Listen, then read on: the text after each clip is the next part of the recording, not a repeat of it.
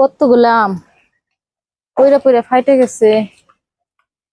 ইস, এই রসালো আমগুলা, কতগুলো আম পড়ছে আজকে, পাকা কাঁচা মিশে নে।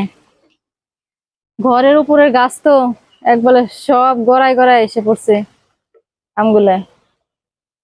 একবারে পাকা পাকা আম, গাছ পাকা আম।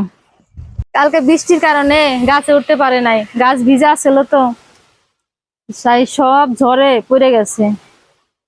এই কাঁচা আম পড়ছে কতগুলো। কাঁচা আম দিয়ে আমি আচার বানাবো, আর পাকা আম এতগুলো তো একসাথে খাওয়া যাবো না, তাই আম সত্ত্ব দেবো কতগুলো।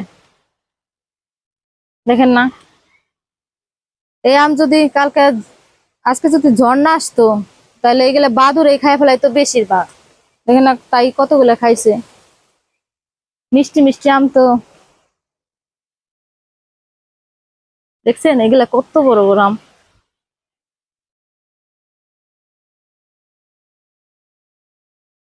কার কার গাছের আম পড়ছে এই জড়িতে? আমার গাছের আম সবই পড়ে গেছে। দেখছেন আমি যে ঝাঁকাটা নিয়ে আইছি, বইরে গেছে ঝাঁকা একবারে,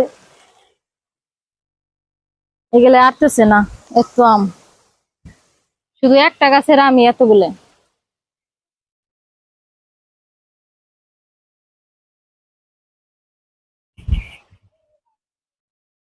দেখেন এই আমটা কত সুন্দর কালার,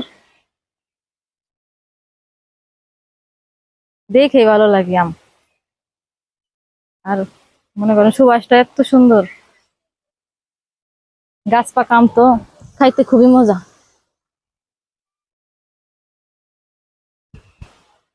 ইস, এইটা একবার ফাইটে গেছে।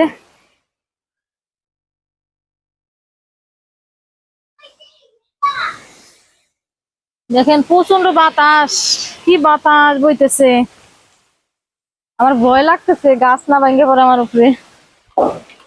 আম কুড়াইতে আইছি হুমা, আমও পড়তেছে,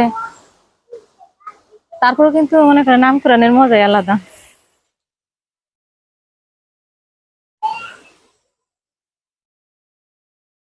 দেখেন তো কেমন বাতাস বইতেছে। জানেন মাঝখানে ক্যামেরা বন্ধ হয়ে গেছিল কিসের জন্য? এই আমটা উপর থেকে গড়ায়, চালের উপরে গড়ায় এসে একবারে মানে ক্যামেরার উপরে পড়ছে, হাত থেকে পড়ে গেছে ক্যামেরা, তাই একটু গ্যাপ গেল। এই দেখেন আমগুলোর কালার ভালো লাগে দেখতে।